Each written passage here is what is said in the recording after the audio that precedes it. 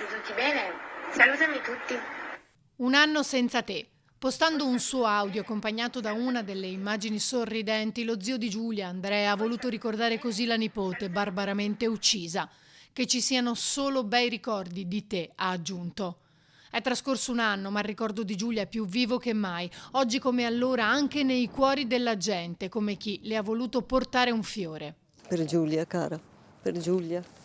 Ragazze, state attente. Io spero che su tante qualcuna capisca, e anche i ragazzi capiscono cosa è giusto, perché la vita è bella e bisogna vivere. Non solo Fossò con la deposizione di un mazzo di rose bianche per Giulia e contro la violenza sulle donne, ma anche il comune di Vigonovo ha voluto ricordarla a un anno dalla sua morte, che ha scosso più di una comunità, e l'ha fatto attraverso la musica, un momento cui ha preso parte anche Gino Cecchettin. La musica era una delle sue passioni, perché la musica ci ha consentito di trascorrere qualche istante riflettendo su tutto quello che abbiamo vissuto in questi mesi e in questo anno.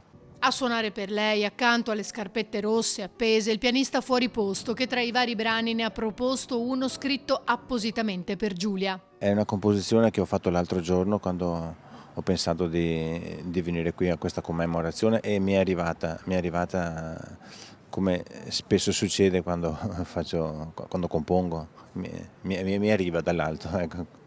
Quindi forse era un suggerimento di Giulia direttamente dall'alto.